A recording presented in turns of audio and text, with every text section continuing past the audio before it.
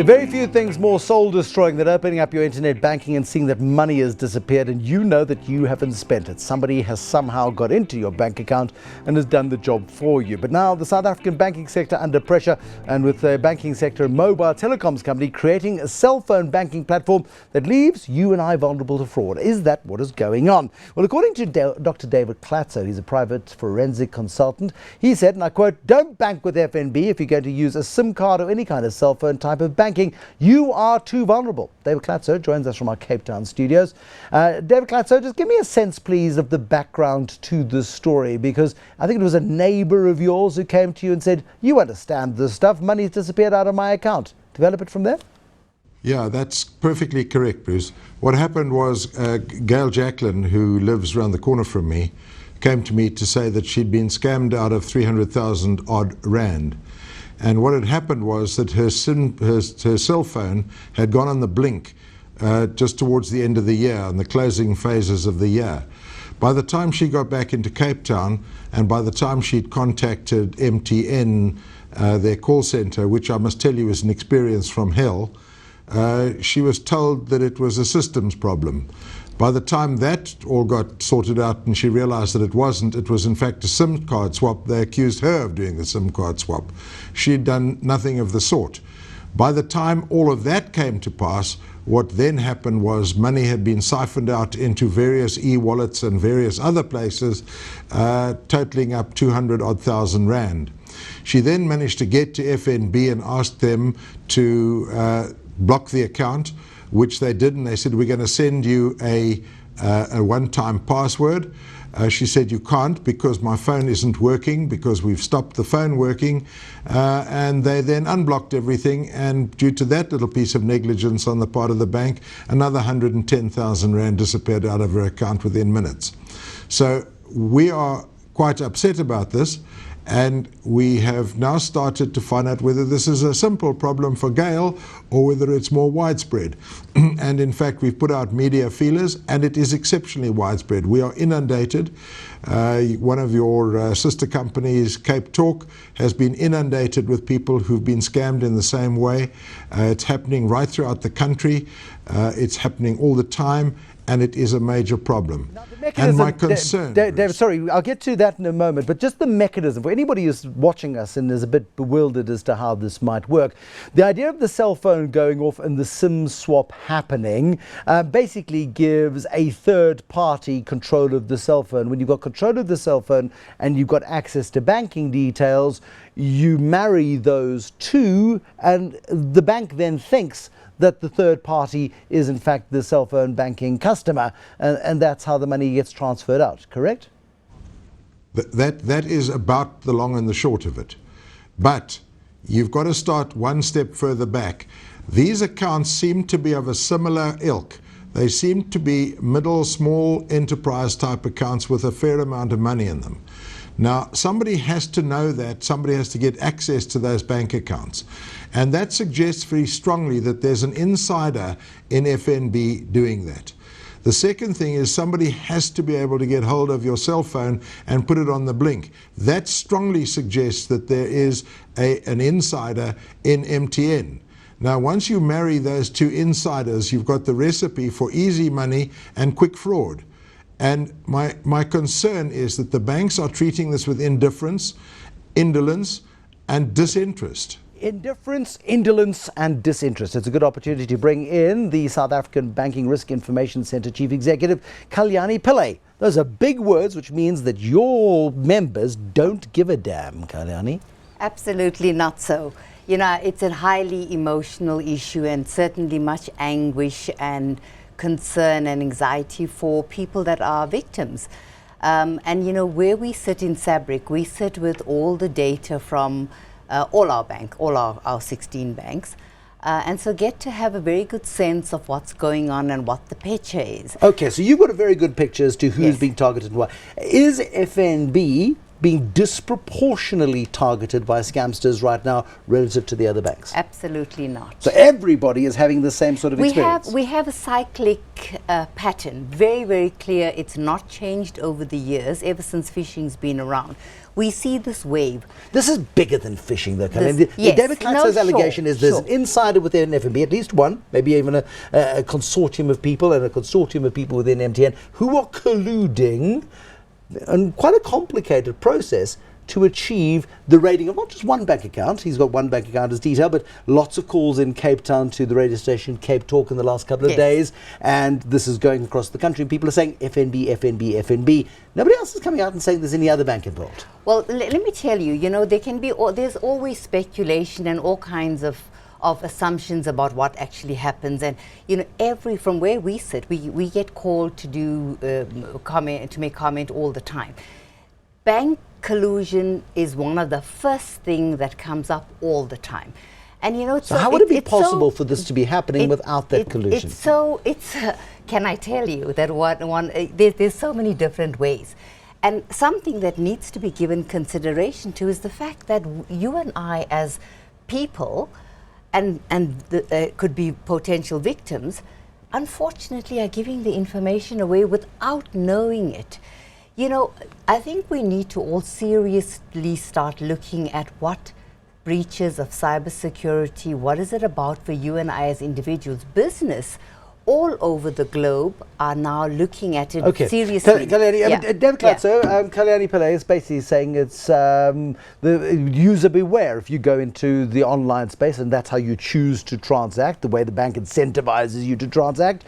It's basically your fault if you give away your details. Now, what does your investigation into the particular case that has caused this firestorm tell you? Well, the first thing is that I'd say that I've never heard such anodyne nonsense in my life from Ms. Pillay. The second thing is that it's important to realize that in the 100 or so cases that we've got at the moment, FNB tops the list together with MTN. You've got to understand that. And I'm sure that it is happening in other banks. Is it, hang on. Do they have 5% more complaints, or is it a quantum of complaints? No, it's a quantum leap. Most of my complaints, I think one of the ones that we've got is not FNB, it's ABSA.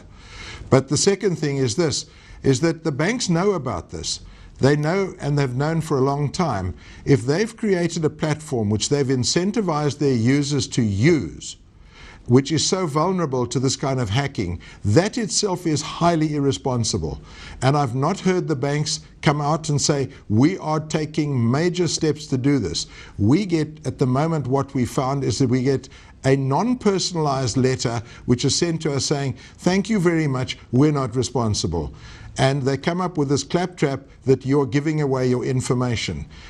My clients are not giving away their information, and if the bank wants to be honest and open about this, they will come and bring us the data. They're hiding the data from us.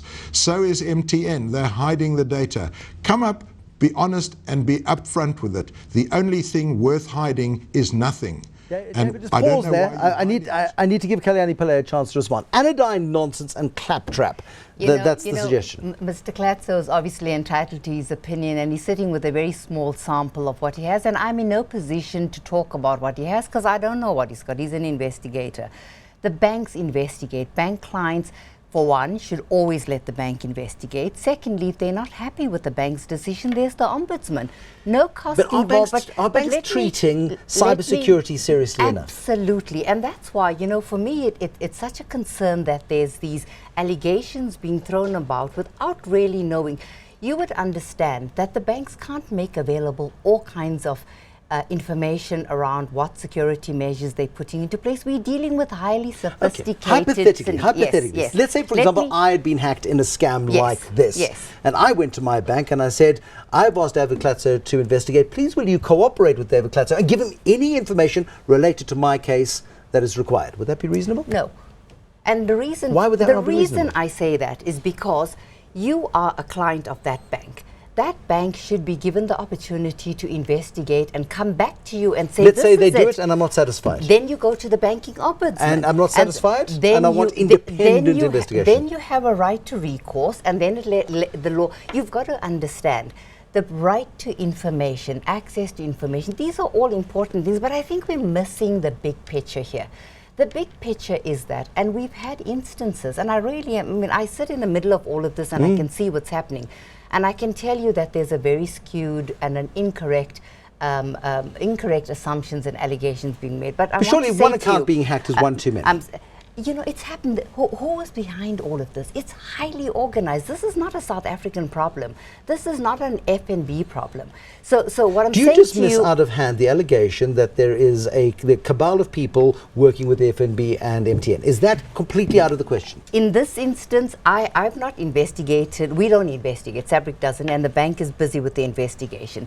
What I can tell you in terms of generally, in terms of how cyber attacks are happening, how phishing and then the subsequent compromising of one-time PINs and all of that, we work very closely with the mobile service industry and sector, and we constantly looking at how you can close gaps. You close some gaps. So there are gaps, and so it would be possible. It would be possible for this to happen. No, Bruce, what I'm saying is that when you look at procedures and you look at processes and you look at how can you better it, this is where we always say the criminals are one step ahead. Yeah. When we know that they've done this, then you look at how do you close that. So what I'm saying is this. I need to give David Klatzow one last chance. So wrap up. Okay, David Klatzow, I'm going to finish up with Kalyani Pillay. Kalyani conceding that there are gaps. There are always gaps, and the criminals are always one step ahead. Is it your opinion, based on what you've seen, that the banks and the cell phone providers are on the back foot on this one?